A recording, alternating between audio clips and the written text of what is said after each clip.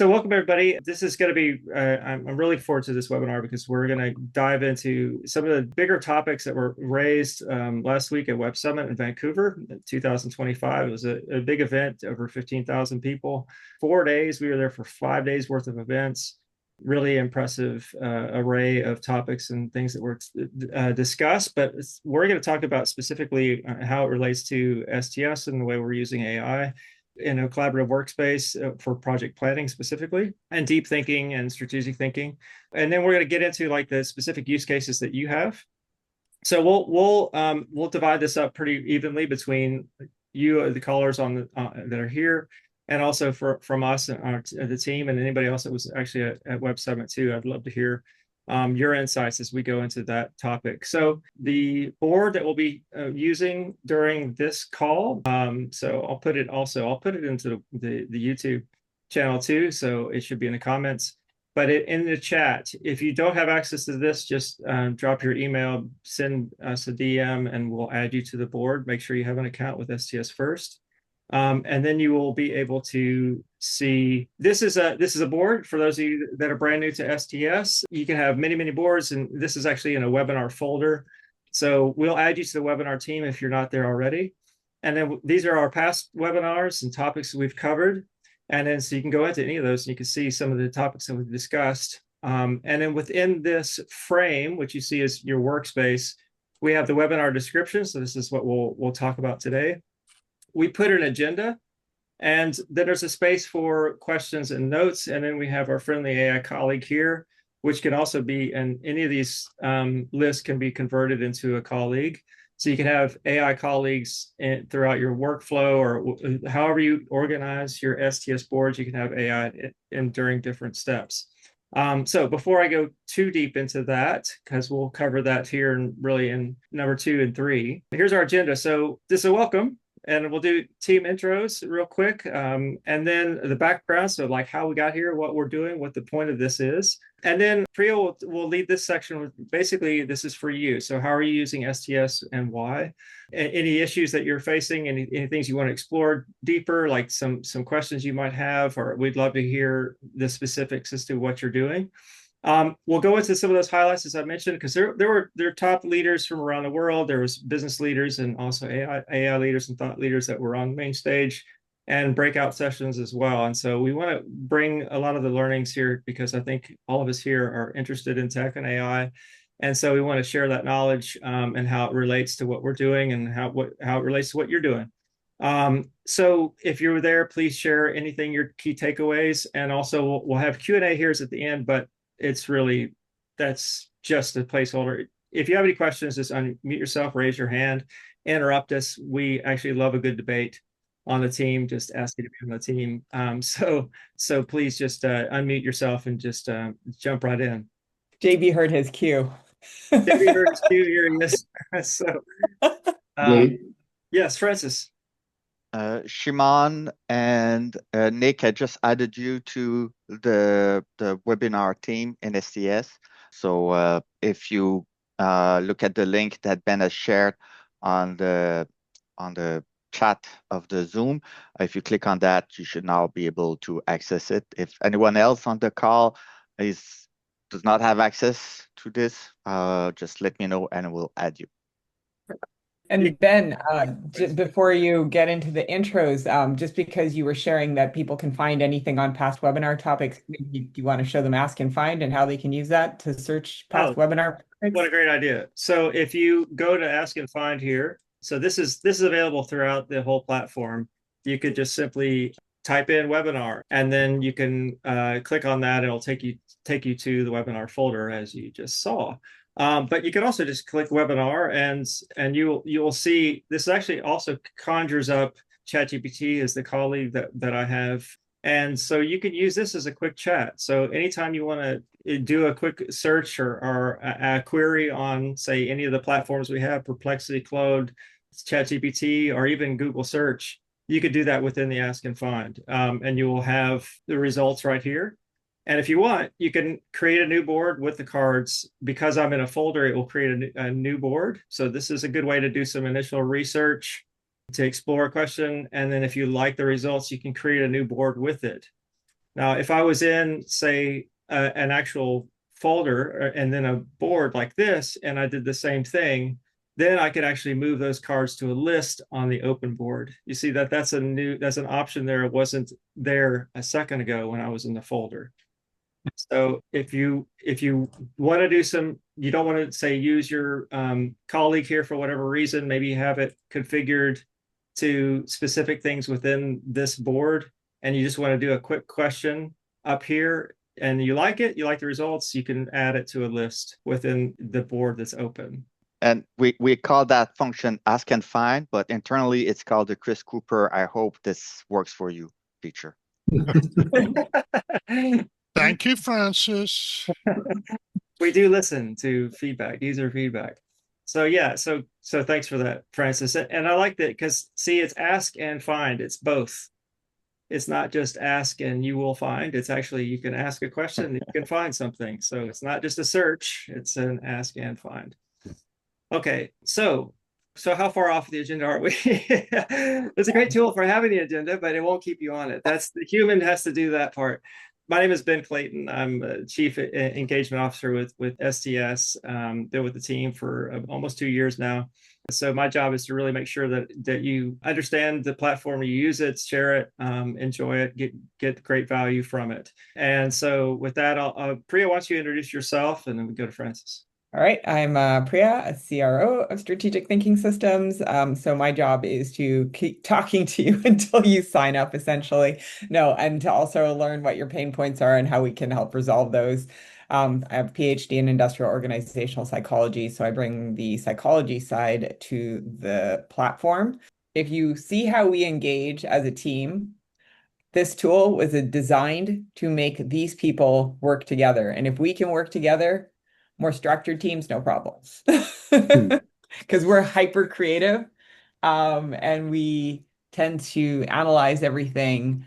We're also very strategic, but we can easily go off topic. And this keeps us, herds us, basically. Well said. That's it. Francis, how about for you? Yeah, sure. Very briefly, I'm a tech entrepreneur. I've been doing AI since long before AI was a thing. I think I've calculated some 40 years ago was my first few attempts at making a computer think. But I'm most interested in thinking more than in computers. So interestingly, I've been a chess player. I've studied Julius Caesar's book on strategy and how to win battles, and so on. But my main focus with STS is to make sure that people, humans, keep their agency in a world where AI can automate a lot of the tasks that we thought were defining our work. And sometimes even our identity. I want STS to help me and other keeping our eyes on the ball, understanding what's important, and making the decisions that matter for us with the help of AI. Great. Thank you, Francis. And we also have on the call several advisors and people that really helped out. I'm grateful to Chris Cooper, Charlie Slavin here, and Dale and JB have all been key in our development thus far. And Alex in Peru and Lima, Peru. So great to have you all here on our call, and please chime in at any time. So just to stay on our agenda there, Francis, do you mind jumping in a little bit, whether it's a little bit more on the backstory, or we can kick it over to Priya? I'll go to Priya. Priya, you're okay. So one of the things we wanted to ask about on this call is to get a sense of, you're on this call for a reason. So what are some of the ways that you are using STS? And if you haven't used it, what are some ways you would like to use it? What are you curious about, and how can we support you in moving things forward so that you get the most value from this tool? So I see a few familiar faces. So do we have people who are currently using STS? Nick, you look like you're nodding for something. And you're muted. You're muted, so I can't hear you. And I'm really excited to hear what you're saying. Sounds enthusiastic. just nodding as an active listener. Okay. But no, I'm here because I had the pleasure of meeting each of the team members individually, I think in separate places over the last 2 weeks. I didn't always realize you guys were working together, especially you, Priya. I got to hear you pitch at an event a week and a half ago and didn't realize that it was STS. So it's fantastic to put those pieces together. But just trying to get a visual idea of exactly what it is that STS is, so that's why I'm here. It looks fantastic, but I haven't had enough time to actually test it out and go through all your guys's features. So that's why I'm here.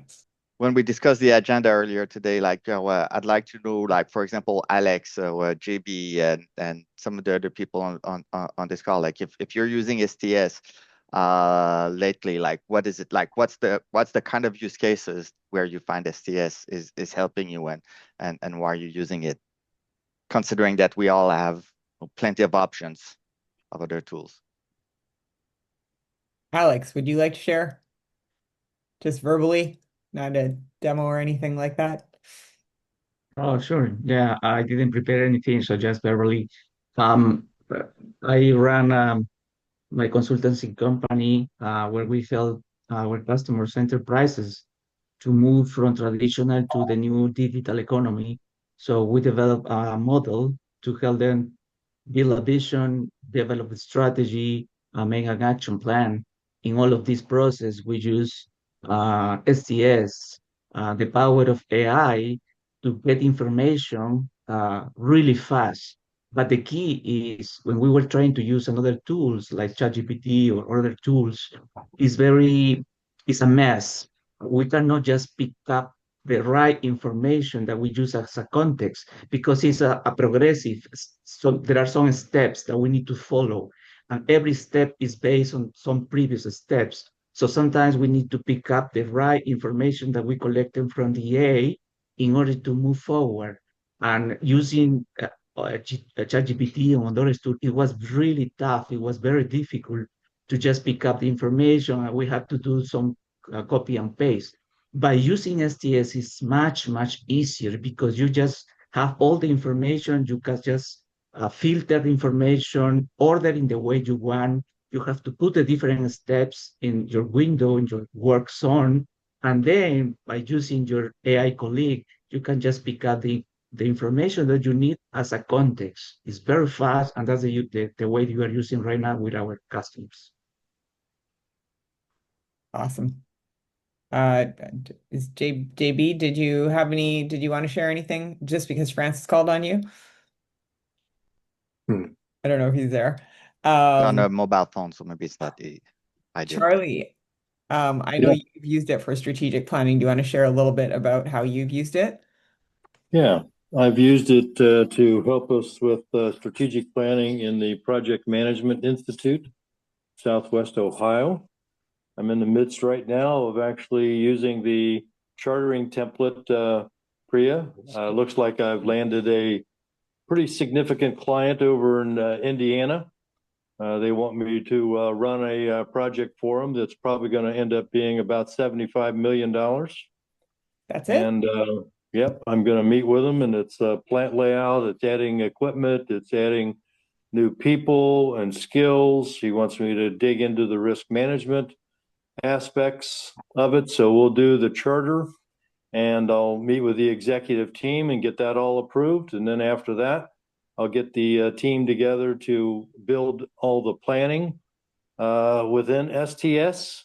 And then I'll move that into a tool that we can actually use it for monitoring and controlling and raising change management elements within the project, because the only thing for sure in a project is that things are going to change. So we'll do that, and that kicks off on Monday. Fantastic. You've been hiding that. I have. You've been busy. That's why I wanted to ask. I'm now understanding why I've been getting meeting invites that I've had to decline because of other meetings.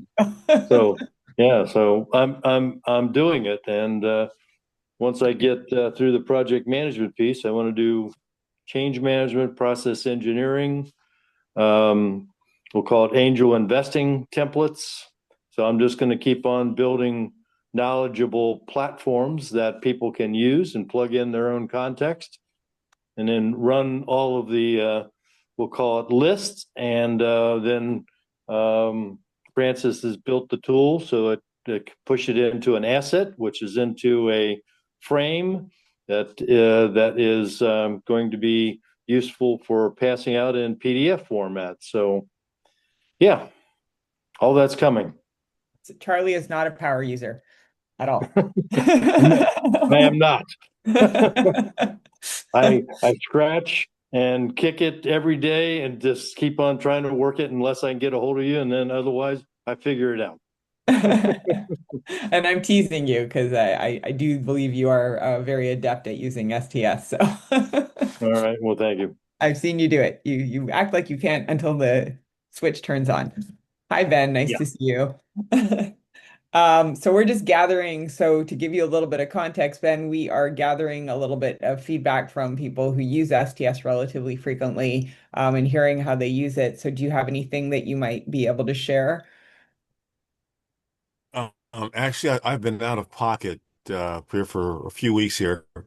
No pressure. My mom passed away, so I've been handling probate and getting memorial arrangements together. So I haven't seen folks in a few weeks, so I'm just jumping back in.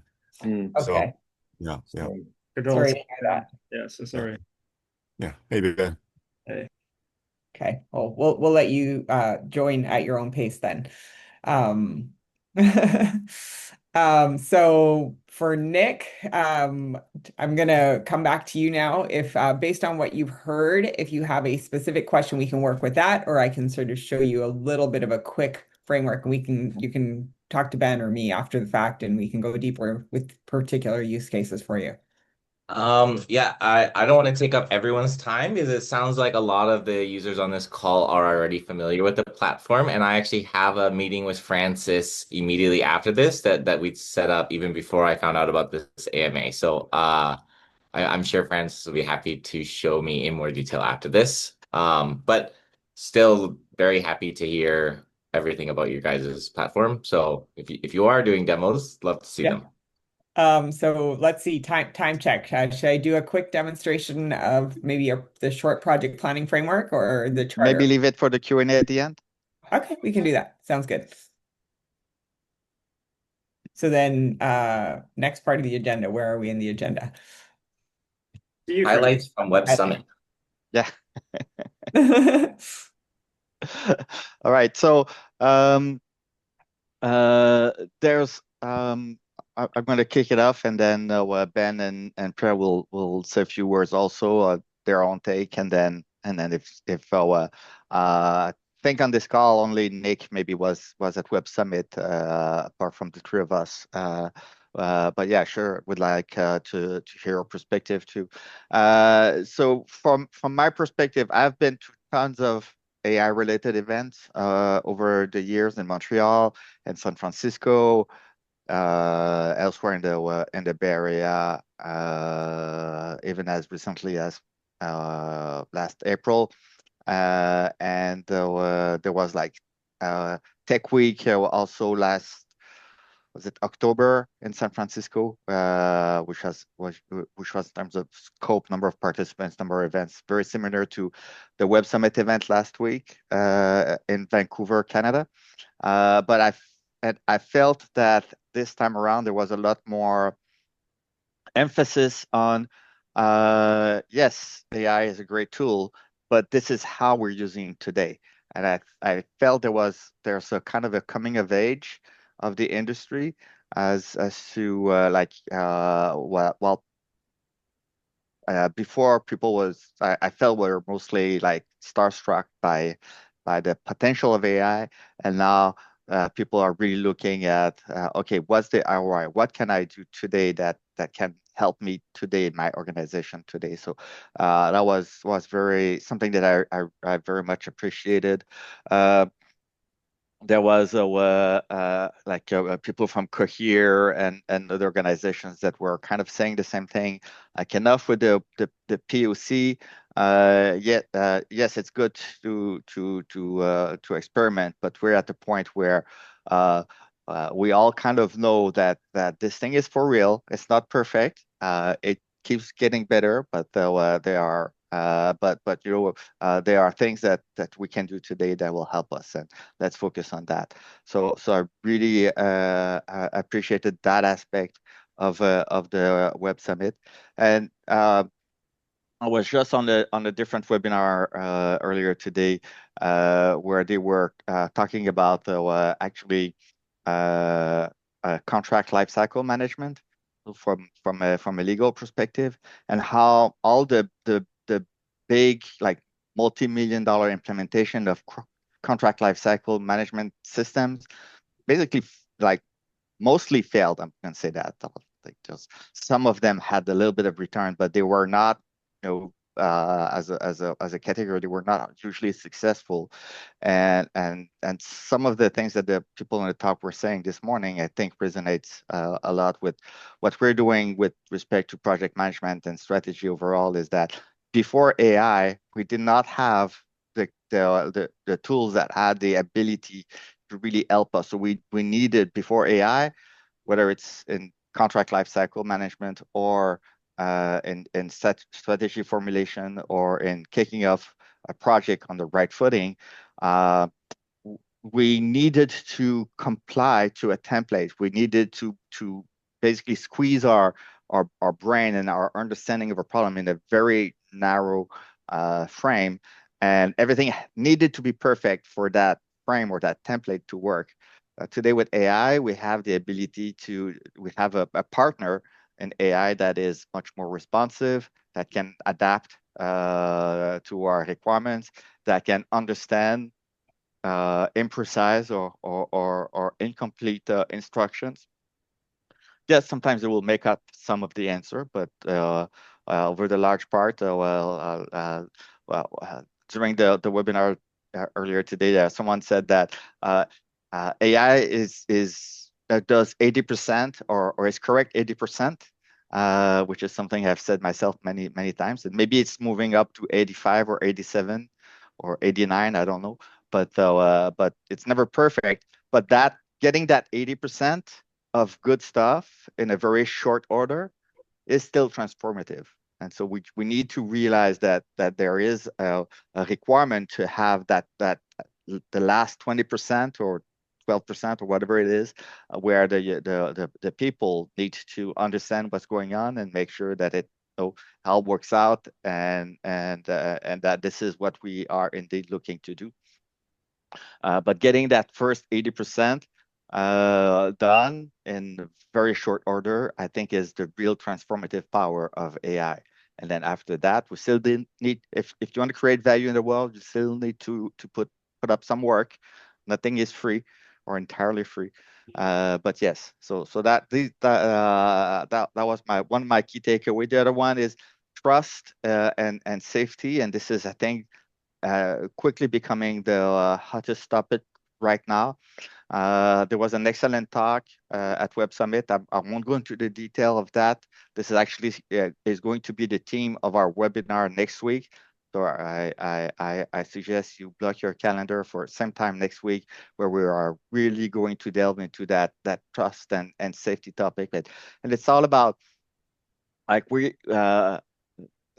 AI will gobble up everything that you throw at it. I know. So some of the scenarios are, and there's a lot of things that we can do, even as STS, but also like everyone in the industry, to make sure that we are very clear about how we're going to be dealing with client information, what we are going to do, which models are we going to call, what are the terms and conditions of these models about what they can and cannot do with that information. All of that, I think, is going to be the key to the adoption, because now everyone understands that great power, but also some concerns, some caveats. So how do you establish trust with your clients, with your partners, so that they will use your tool and understand what's going to happen to the questions the information that they submit and even the answers that they get back. There's when I said there was a very good talk. Priya said that it was one of the best 5 minutes that she's experienced at any conference. She said something else, but I'm not going to go there. And but there was also I want to get his the Anthropic CEO. His name eludes me. Dario Amodei just published an opinion paper where he says transparency is required in order to establish that trust. I think it's more than transparency, but like he has a lengthy post on that. I'll be talking about that next week. And there's also Yoshua Bengio. Some of you might have heard of him. He's one of the three godfather of modern AI. He's a researcher and based here in Montreal, and he just launched a new initiative called Law Zero, which is, like he's trying to come up with a safe AI for humanity. So anyway, a lot of good stuff, both from a commercial and societal and potentially existential perspective. Yeah, that was. These were my takeaway for last week. Ben? So I'll jump in too, and I'm curious for others that were there. It kind of ties into what you were speaking to, Francis, certainly around trust, but also around the 80% increasing, but it's still not 100%. So that one of the main takeaways for me was really something we've also been talking about all along, is that even with the power of AI and everything that it's capable of doing, and it's improving, it's still like we're still in the driver's seat, right? And so while a lot of companies talk about really trying to hand over control or decision making or just doing the whole thing through agentic AI or agents, what we really our focus really is to keep humans empower us as users with AI. So we want to be better at our jobs. We want to be empowered. We want to learn and make better decisions, but it's us still making the decision, right? So we might get a lot of good ideas. We might get a direction that actually we do want to go, but it's still our decision to be made. It's made by us. Because I kind of was thinking about this. It's like, if we're sued maybe after making a bad decision, we can't say, well, the AI told me to do it. It's actually, it's us, right? It's we're the ones that are behind the decisions that have to be made day to day, hour by hour, minute by minute within the business. So, and this is something that David Shem, the CEO of Read AI, which usually when we have these kind of calls, we usually have a bunch of Read AIs and otters and others in the room. So you may have seen it, you may be familiar with that as a transcription service. But really what he was highlighting was the importance of the human oversight. So in all the applications, so he said, like, while it's AI that's augmenting your task or your decision making, it's still the humans that are accountable for the decisions that we make. So that was a big takeaway for me, and just gave me, like, I was grateful to hear somebody from his position like steering that conversation back to our position within this ecosystem.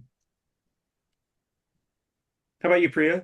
All right. So my take around this was around governance broadly. So in how Canada is approaching AI safety, in terms of, do we have AI in Canada? We have Cohere, but we don't really store a lot of data in Canada, and we don't want our data stored outside of Canada, which means we either have to build data centers and build AI in Canada, or we have to loosen up the boundaries and the way that we're going to approach AI. And so there's this element of governance globally and all the different rules and in many different countries, and then the speed of AI development. So if we don't figure out those governance rules quickly, some countries are going to blast far ahead, while some other countries are still trying to figure out the rules. So there's this element of speed.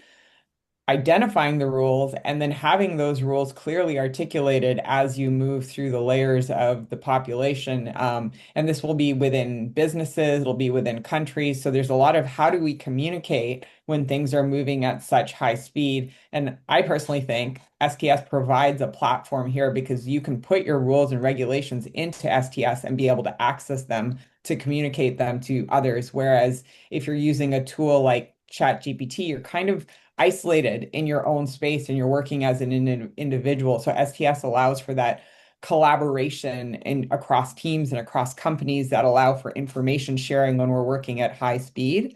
The other thing that was coming up to me is that there's this sort of push pull on both sides that, yes, humans are going to make the decisions, but then we want everything to be agentic. So how are we going to balance these two sides of human decision making and everything agentic, and what are the impacts and how are we affecting sort of what is it a manager of two agents versus maybe a director of agent teams versus a VP, and how is that trickle down effect happening in terms of the combination of humans and agents, and how tech savvy will everyone need to be? And then the third thing that is starting to sort of come to the surface as I'm thinking about Web Summit and just interacting in life, our new currency is going to become data. It's not going to be money, it's going to be information, and who owns the information. And somehow that's going to translate into a form of currency. And maybe that gets tied to crypto. I'm not sure. But that's where my mind was going post Web Summit. A lot, just a lot, or a little. I don't know. That's why I walked around Web Summit in a fog. Yeah. Nick, in a minute. Me too, Priya. I walked around Web Summit in a bit of a fog as well, just blown away at the scale of all of these companies building everything. And I think what I have to say, kind of touch on what each one of you guys brought up is this 80-20 where, yeah, we can trust the AIs, 80% of the time.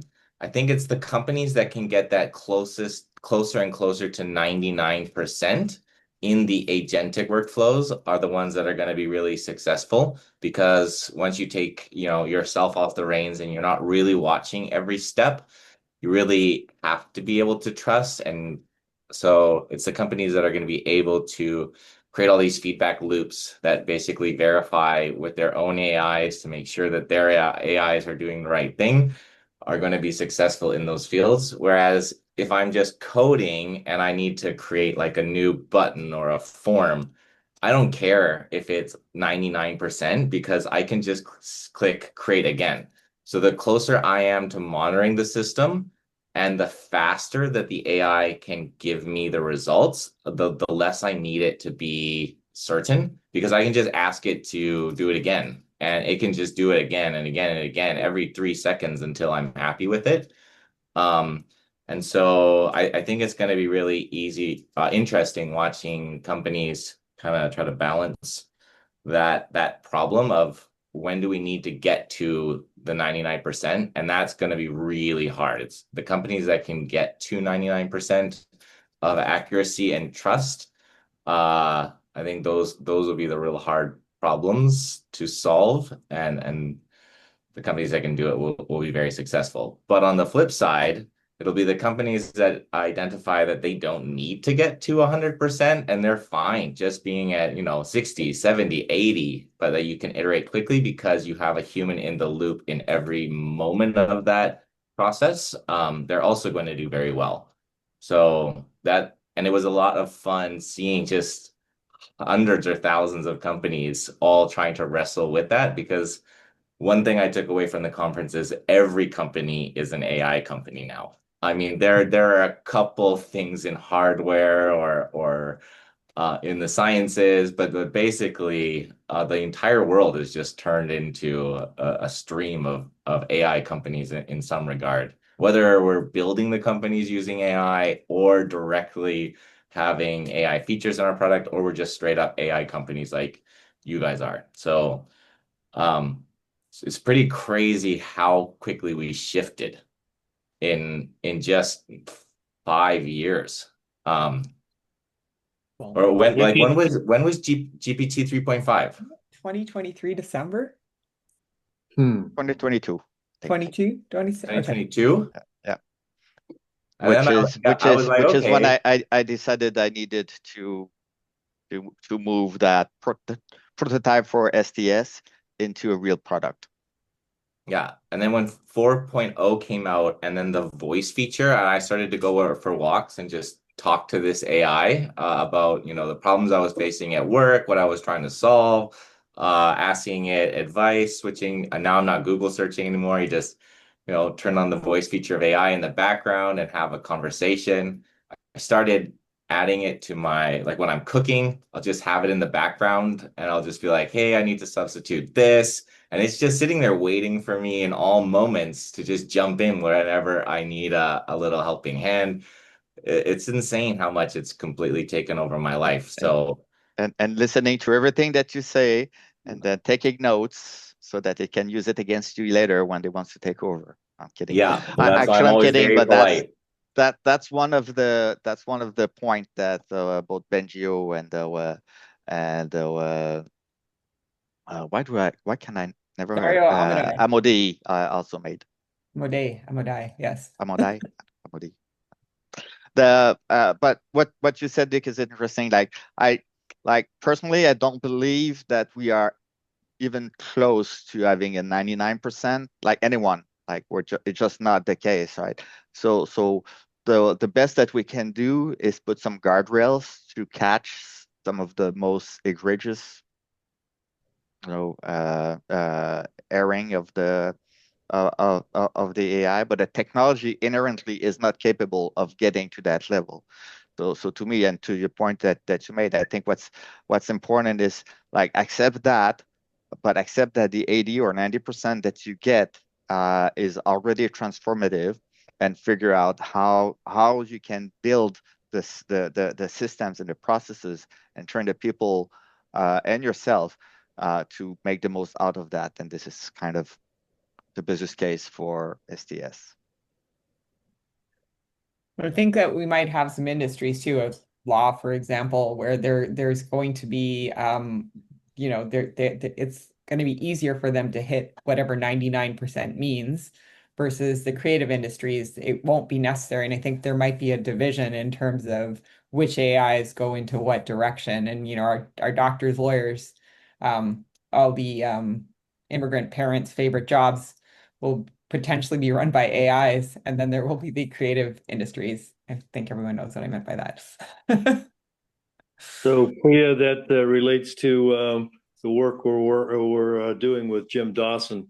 He's an international tax expert, and he wants to automate his knowledge in his brain into the AI form, and then have screening tools on the web that'll bring him prospects.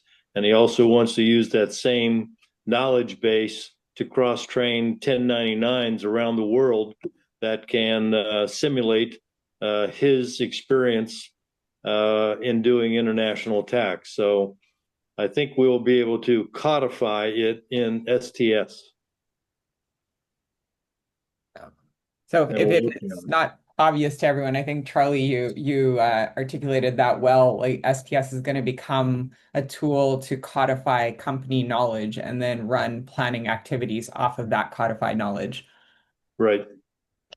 Back to what I said earlier about contract lifecycle management. There was another category of tools, and I know that Chris here and Charlie also have had direct experience with some of those tools, or at least the promises behind those tools, is knowledge management, right? Yeah. And knowledge management turned out to be a big, like it was lots of promises. I remember in the 80s and 90s where we thought it would be so transformative, and it ended up being just a more sophisticated folder architecture, and with some tagging, and it never delivered on its promises. But I think that with AI, and if you look at the way STS is structured, with cards and lists and frames and boards and yes, folder, but how we make all of that architecture visible to the AI, and the AI actually helps us, navigate that structure and get real value from that knowledge architecture, I think that's going to be very transformative. And we're not 100% there in executing on that vision, but that's clearly the directions we're going, and we already see it even for our own usage internally that actually works. Yeah, the architecture I've always had for data is data information, then it becomes knowledge, and eventually it'll become wisdom. And wisdom is the application of all the inferences you've been able to achieve based on the accumulation of all the knowledge points and all the experience points in a lifetime. And now we can capture that in STS, and it will enable people to make very wise decisions based on that accumulation. And that accumulation will roughly equivalent to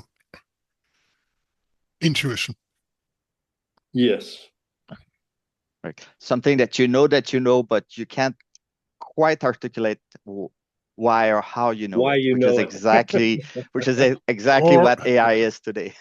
Or you need it very quickly. If you're an ER surgeon, yeah, you need to move very, very quickly, so quickly that your brain is not taking you through the different steps that you're going through, but because you have the experience, you have the experiential intuition, and you simply give an injection of whatever it is on the spot. And that, I think, AI is going to be capable of helping us with. All right, this is all fascinating. Again, I encourage you to join us next week when we delve deeper into trust and safety.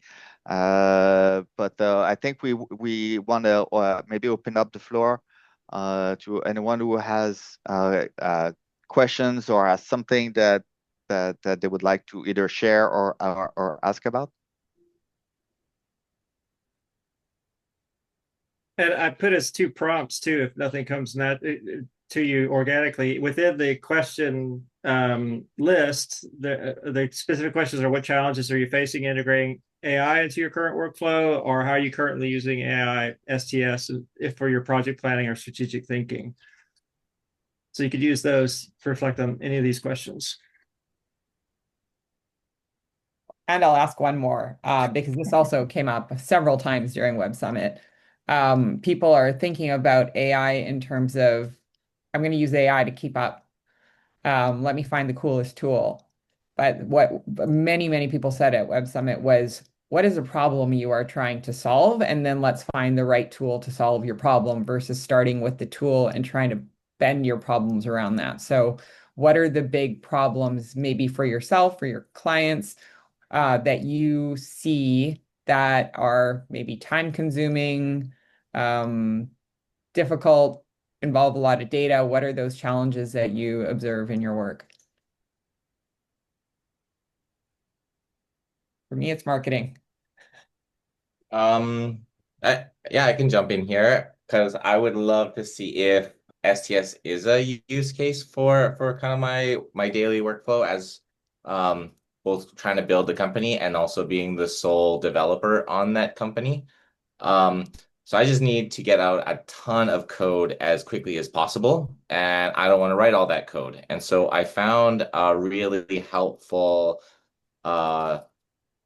workflow is I will create a single component or a table or a model definition that is just the best version that I can do. So like one tiny little version of my code base that I can focus on, and I'll just make it into like a Ferrari.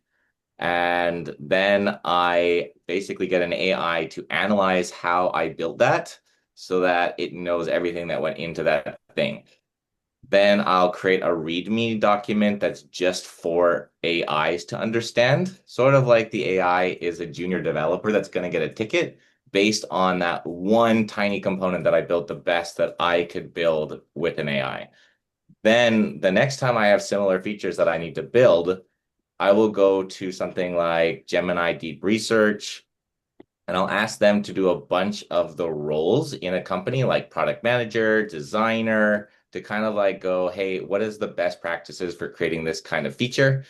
Then I will take that and give it into ChatGPT, and I'll say, hey, can you create a bunch of developer tickets based on this research?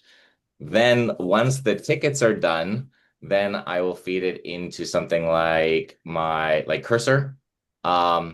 And Cursor has all of those README files within my code base. So I just copy the README files that I want Cursor to have access to. So everything follows the best coding design that I personally can do and always follows my format with all of the tickets that were produced by ChatGPT, that were researched by Gemini.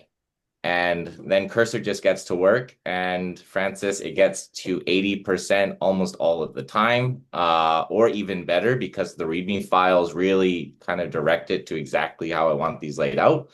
And so my job as the developer is basically just to prompt Gemini, prompt ChatGPT, and then review the features or models or new database structures or whatever part of my code base I'm trying to code as quickly as possible, making me not a coder anymore, but more of I just review.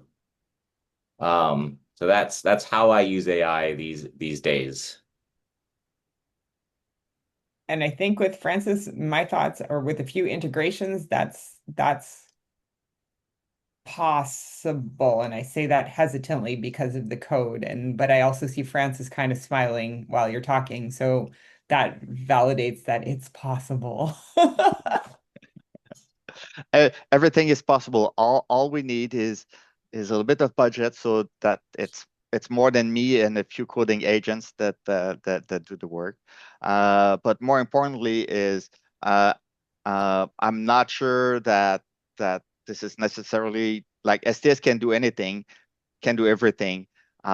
We cannot execute and do everything well for everyone and be successful in the market at the same time. So we need to focus on things where we as a team of co-founders and our extended team of advisors and what we bring to the table, where can we bring the most value, and how can we shape a system that will provide the most differentiated value. And I don't think that coding is going to be it, even though it's technically possible. Yeah, I was just kind of trying to give you guys like a background of like how I'm using the products, what you just described is exactly how I envision STS doing, but for strategy, for the early stages of planning your projects, and more on the level of ideas and decisions than the level of coding and delivering software components. So I see myself using STS before I approach Gemini to do the deep research, after I get the deep research back from Gemini, before I go to ChatGPT and try to create the tickets, and then after I create the tickets to review them, which is all areas I need multiple. STS might become an orchestrator between those things, but the main thing is that helping you keep track of what it is you want to accomplish, and making sure that in the end, that even though the various AIs that you use might come up with all kinds of cool and exciting stuff, making sure that you don't lose track of what you wanted to accomplish, but also have the flexibility to adapt and evolve as that goes by. I think Patricia had her hands raised. I don't know if that still with us or. Yeah, thank you for that. Obviously I kind of missed the first part of the discussion, but my question was around data privacy in regards to building. As Nick has just described, a lot of us try to use, ChatGPT and these tools, but when it comes to segments like healthcare, there's a lot of, I find, user information that can be collected. So are there any guidelines on how we can build while at the same time kind of like protecting ourselves from any risk in regards to data privacy? I have a very detailed answer. The answer is yes. Next question. No, I'm kidding. This is a very important, very complex, but very important question, and we're going to be delving deeper into that notion of trust and security on next week's webinar. So it's same time next week. That's going to be the entire webinar is going to be dedicated to those questions of trust and safety and how to think about what you give the AI, what the AI will do with that, and most importantly, who's behind those AI that you are entrusting with your data.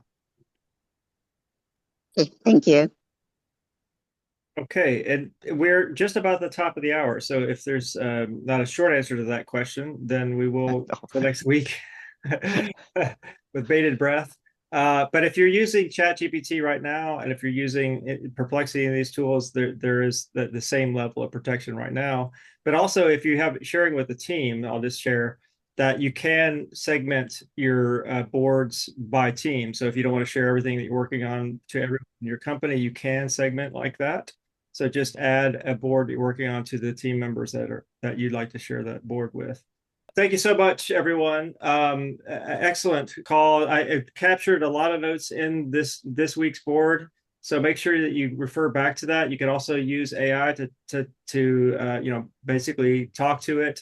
You can also bring the results into your own boards if you want to keep some of these key conversation points around, say, privacy. We talked a little bit about staying in the driver's seat, AI governance. You can bring that into your own board as well. Thank you so much. We'll see you next week, same time. And if you have any questions in the meantime, you don't hesitate to reach out to any of us on the team. Thank you, everyone. Thank you.